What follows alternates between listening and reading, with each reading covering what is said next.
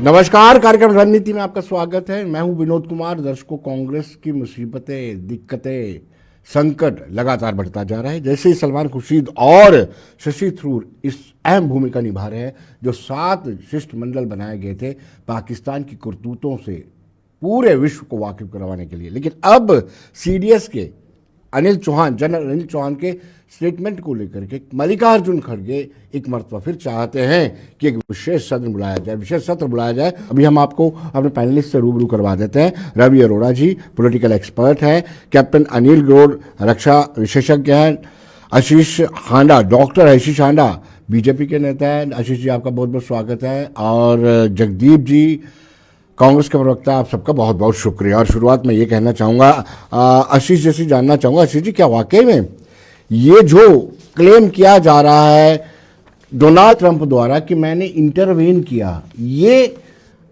शिमला समझौते का अपमान है, ये कांग्रेस का कहना है? आशीष जी, डॉक्टर आशीष जी। विनोद जी, आपको, मेरे आदरणीय को पैनलिस्ट को और आपके चैनल के सभी दर्शकों को भारतीय जनता पार्टी की तरफ से मेरे यानी डॉक्टर आशीष का प्यार भरा नमस्कार।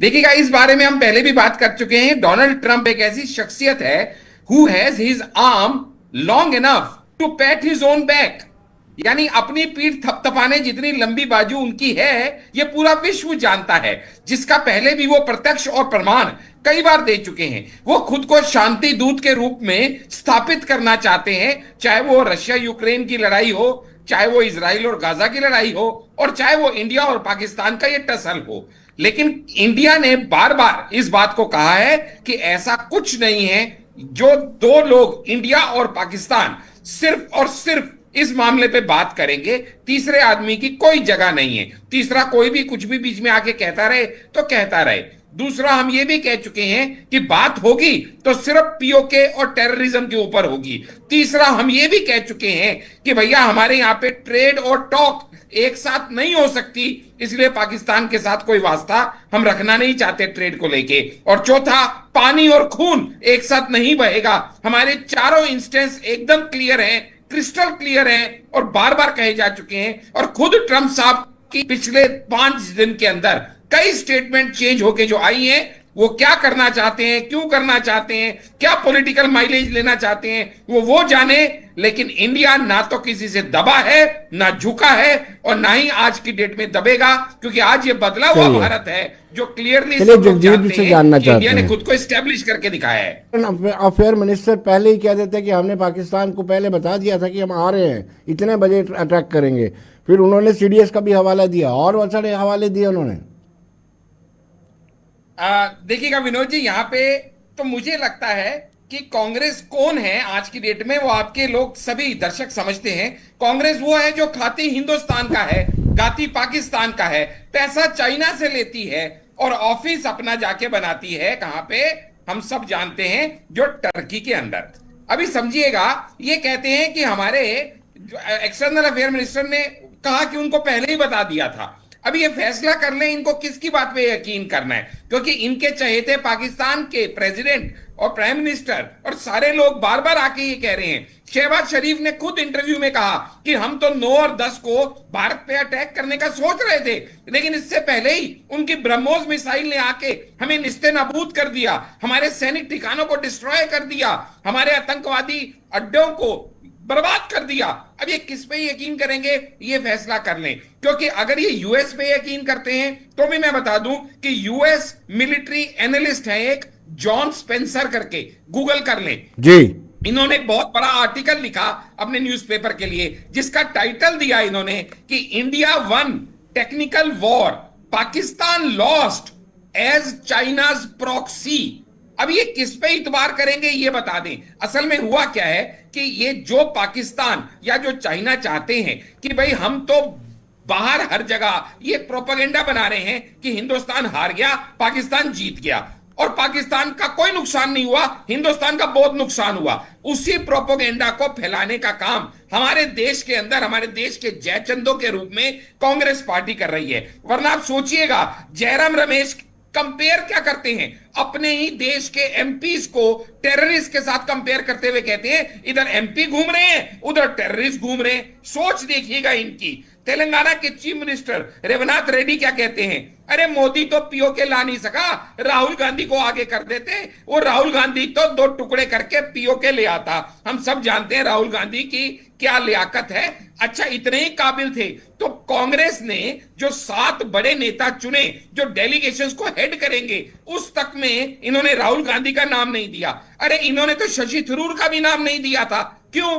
क्योंकि कहीं ना कहीं इन्हें पता था कि शशि थरूर जो है कांग्रेस की लाइन से हटके राजनीति छोड़ के राष्ट्रनीति की बात करेंगे। कांग्रेस की लाइन क्या है? India is Indira, Indira is India, Congress is country, country is Congress. और शशि थरूर क्या कहते हैं, मेरे लिए इस समय पार्टी से बड़ा देश है। ये बातें कैसे हजम होगी इनको? सलमान खुर्शीद की बातें कैसे हजम होंगी जो कहता है 370 हटाने के बाद वहां पे तो समृद्धि आ गई और पाकिस्तान की आंख में जम्मू कश्मीर की समृद्धि खटकने लगी। क्योंकि ये उस जमात के लोग हैं जहां पे अजय राय नींबू मिर्च लगा के रफेल के मेवान को दिखाते हैं। अरे वही नींबू मिर्च तो तुम्हारे राहुल गांधी के गले में डॉक्टर साहब जगदीप जी से जान लेते हैं। लॉन्च ही नहीं हो पाया। जी जी, चलिए जगदीप जी से जान लेते हैं। सवाल ये है कि ये कह देना कि आर्टिकल 370 की टूटन के बाद अलगाववाद खत्म हो गया, क्या ये सही है? और सलमान खुर्शीद आप निकाल देंगे बात पूरी करने अपने ही नेता की बुराई कर रहे हो आप ये पब्लिक मंच पे आके। गजब हो जगदीप जी, समझ नहीं आ रहा मुझे पिछले 5 मिनट से आप कर क्या रहे हो? इतना टाइम दिया आपको, आप अपने नेताओं को ही खंड आपको समझने के लिए जिस बौद्धिक स्तर की जरूरत है वो आपके पास है नहीं के अंदर, तो दुश्मनों की किसको जरूरत है? एक हाथ विनोद जी ये मेरे समय में बोल रहे हैं, कमाल कर दिया आपने यार। आज विनोद जी ये मेरे समय में बोल रहे हैं, कांग्रेस मेरे समय में बोल रहे हैं कांग्रेस विनोद के जी, अंदर आप अपने नेताओं को खंड खंड करने के लिए विनोद जी, विनोद यार आप सलमान चलिए चलिए चलिए जब सीज फायर होगा कुछ तो शर्तें रखी होंगी, उसके बारे में कुछ खुलासा कर देना चाहिए। किन शर्तों पे किया था सीज फायर? विनोद जी आपकी बात एकदम सही है कि कुछ ना कुछ शर्तें जरूर रखी गई होंगी, लेकिन राजनीति के अंदर, कूटनीति के अंदर कई चीजों का बहुत महत्व होता है, जिसमें सबसे बड़ा महत्व होता है टाइमिंग का। जब बार बार अभी ये कहा जा रहा है, देखिए जिसका जयराम रमेश उदाहरण दे रहे थे कि वाजपेयी जी ने 3 दिन के अंदर कारगिल के बाद वो बुलाया और सबको बताया, तो उनकी खुद की स्टेटमेंट अगर कांग्रेस के प्रवक्ता ध्यान से पढ़ें तो उन्होंने क्या लिखा है, after the Kargil conflict was over. और यहां पे हम क्या कह रहे हैं, सिंदूर अभी चल रहा है, Sindoor is not over, operation Sindoor is still going on. ऐसे में अभी कोई भी स्टेटमेंट देना, जैसे रवि जी भी बहुत अच्छे से बता रहे थे, हमारे रक्षा विशेषज्ञ जी ने भी बताया कि जब तक अभी ऑपरेशन ऑन है तब तक कोई भी क्लासिफाइड इंफॉर्मेशन लीक करना या पब्लिक डोमेन में देना या नहीं देना, ये या तो हमारे राष्ट्रीय अध्यक्ष यानी कि प्रधान सेवक मोदी जी डिसाइड करेंगे, उनका कैबिनेट डिसाइड करेगा, या फिर जो हमारे सीडीएस हैं वो डिसाइड करेंगे। लेकिन इंपॉर्टेंट यहां पे क्या है, इतनी कुल बुलाहट कांग्रेस को क्यों है ये जानने की कि हमारा क्या नुकसान हुआ। ये कुल बुलाहट क्यों है मैं समझ नहीं पा रहा। जब बीजेपी के गजेंद्र शेखावत जी भी कहते हैं कि भाई मात्र 15 से 20 दिन के बाद मॉनसून सत्र ऑलरेडी होने वाला है और वहां आपको पूरा चर्चा का मौका मिलेगा और हर जानकारी दी जाएगी, तो आपको ये कुलकुलाहट क्यों है? आप कहते हो इमीडिएटली सत्र बुलाओ। अरे इस समय 51 एमपीज जो कंट्री के हैं वो बाहर गए हुए हैं, उनको बाहर भेज के डेलीगेशन को आप यहां पे मॉनसून सत्र से पहले एक इमरजेंसी सत्र बुला लो। क्यों इतनी कुलकुलाहट है कांग्रेस को, वो समझना जरूरी है। वो इसलिए कि कहीं ना कहीं वो ये प्रूव करना चाहते हैं कि पाकिस्तान ने मुंह की नहीं खाई, उसने भी पलटवार किया।